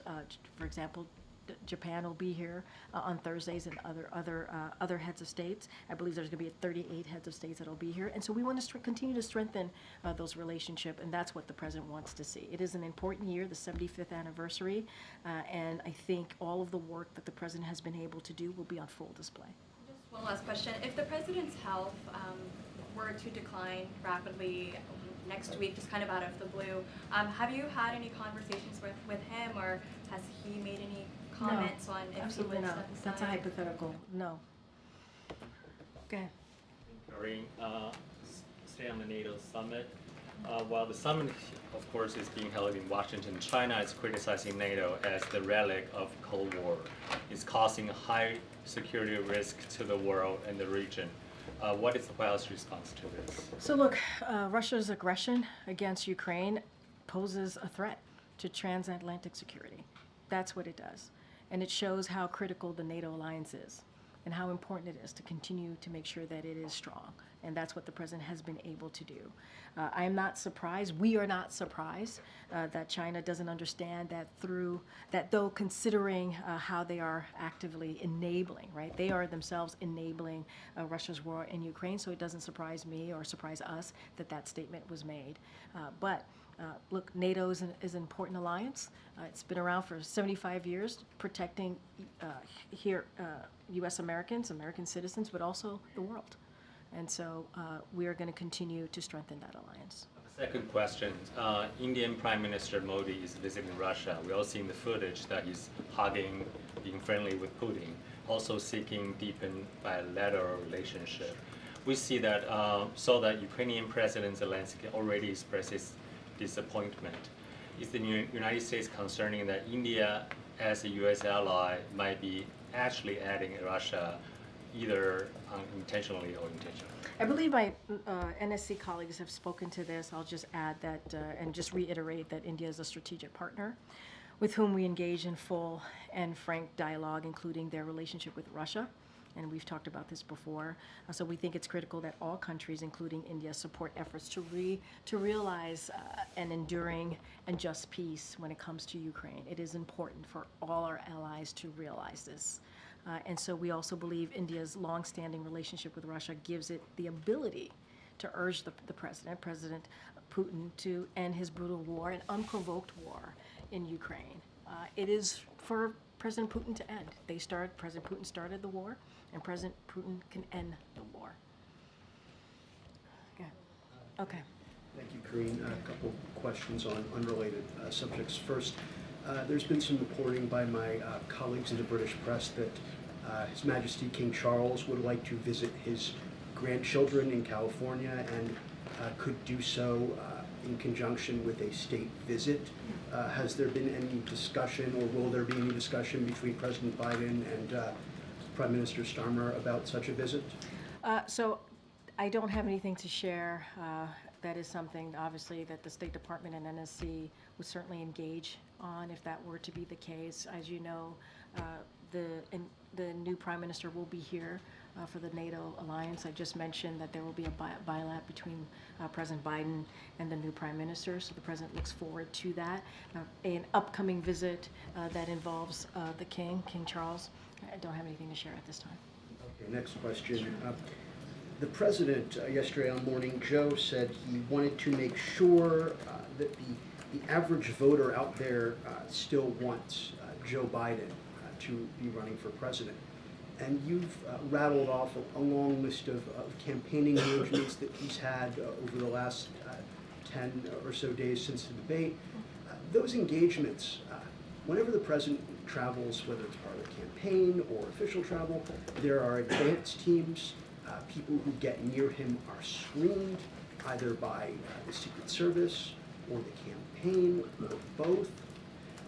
So how are these groups of people he's meeting with supporters of his? They are supporters. They get to these official events, these official campaign events. They are known to be supporters of the campaign. They self-select by coming to his events. How are groups of people that come to his events, make the time out of their day to do that, and are vetted by the campaign and allowed into these events, representative of the average voter? And I have one more. So look, I'm going to be really careful because you're asking me a political question. You would have to talk to the campaign on how the process works, right? No, wait. Give me a second. Give me a second. On how that process works on who's at these campaign events. So I just want to make that clear because I have to say that from here and make that clear. I would remind you that 14 million people, this is something that I can talk about, voted for the president in the primary. That's 87% of the vote. That matters. Those numbers matter. So that is kind of a reality, a data point that matters as well. And so I'll just leave it there. But I think it does matter. I hear the question that you're asking. He's still engaging with everyday people. He's still hearing directly from them. They're still sharing information, sharing how they feel, sharing how they see the future of his presidency, and I think that matters as well. As far as who's in the room, how that comes together, who's in front of him, you would have to speak to the campaign about that. Last thing, you've described his engagements with Dr. O'Connor on a regular basis as check-ins. That's what you described him having after the debate, a check-in versus an exam. Can you elaborate on what the difference is between a check-in and an exam? At these check-ins, does Dr. O'Connor or another staff member take the president's vitals or anything like that? So I've talked about this on Friday. They're verbal check-ins with the president. They check in. As the president's exercising, that's usually how this happens. And they're not a medical exam. I've said this already. I've cleared that up. It's not a physical. It is a verbal check-in that the president does multiple times with his doctor. It's normally as he's working out. Does anyone from the medical unit take the president's vitals on a regular basis? What I can tell you, he gets regular check-ins. He does regular check-ins a couple times a week with Dr. O'Connor, and that is for his doctor to decide on. That is not something that I can speak to from here. Go ahead, Karen. Thank you. The president's come out very aggressively in the past 24 hours, from that letter to Democrats, the call into MSNBC, the phone call with donors, the CPC last night. Was that his decision personally to step up that outreach? It has been. He's ready. He's on fire. He's ready to go, and he wants to get out there and continue to show that he has more work to do. Right? He has more important issues for the American people to get done, and so he wants to get out there. He's always has, though. I mean, the last 2.5 years, 3 years, 3.5 years, he looks forward to getting out there, speaking directly to the American people. And I know we say this, and I know sometimes you guys don't believe us, but he does want to engage with you all. He does want to talk more to the press. And so now we're certainly going to continue to create opportunities to do that. He's done interviews 47 times in this year alone, and we're going to continue to create opportunities to do this. We're going to get out there so he can engage with the American people more directly. So we're going to continue to do that. But in terms of, especially in the last 24 hours, that type of outreach to ease concerns among Democrats about his campaign continuing, was there something specific that he heard or read that prompted this, would seem more like a flurry over the last 24 hours, that No. didn't happen last week. We Yeah. really saw him doing more. No, I get since it. yesterday. No, I get the question. Look, I wouldn't say there's anything specific. This is something that he wanted to do. And if you think about it, you know, he's been on the road a lot since the debate. He was on the road on Friday, he was on the road on Sunday, and then right out of the debate, right, he did about 2.5 days of going into about 4 states. So he's just been on the road, busy, engaging with Americans. And he did the ABC interview, as you know, obviously. And so he wants to do more. He wants to do more. There's nothing specific, but he understands. He understands what you all saw, right? He understands he had a bad debate. He understands that what Americans saw. So he wants to go out there and continue to prove to all of you that, you know, he can continue to do the work and the Feel job. that outreach is working to ease those concerns after the bad debate? I mean, look, I think he's, you know, this is kind of the questions that I got from other colleagues. He's hearing directly from the American people, and I think that matters. You know, I think him being out there and Americans seeing him directly, being able to touch him and ask him questions and see him face to face, I think that matters. And so, look, we're going to continue to move forward and do what we have to do. All right, I think I can take one more. Go ahead, Aria. Thank you so much. So we've seen the president like being on the ground more, but we've also heard a slightly new tone from him. He said he was frustrated with the elites of his party. He dismissed polls. He criticized media coverage, saying that journalists get election results wrong. So is this the kind of tone we should expect to hear from him going forward? And does he believe this is the kind of tone that the average voters, as he says, expect from him? Look, I would say this. I think what we've seen the last 10 to 12 days is certainly fundamental to the Joe Biden story. He is someone that is certainly counted out many, many times in his career. People tend to knock him down, and you hear him say he gets back up. This is the story. This is the story of him standing up for himself, standing up for millions of Americans, and certainly millions of Americans who back his leadership. And like him, care. They care about working people. They care about getting things done. And I you know, it really truly is who he is at his core, to fight not just for himself, but what he believes in. And he has seen this over and over again. People count him out. People say he's not going to win. People say, you know, all of the negative things that they want to put at his feet, and he proves them wrong over and over again. You think about 2020. Folks said the same thing. He's not going to win. He's not going to make it. And he won. In 2022, we had a midterm election, and going into that midterm election, it was supposed to be a red wave. There wasn't a red wave. Happened in 2023. Now we're in 2024, and he's going to continue to fight. That is his commitment. That is quintessential Joe Biden story. That is fundamentally who he is to continuing to fight. All right, thanks everybody.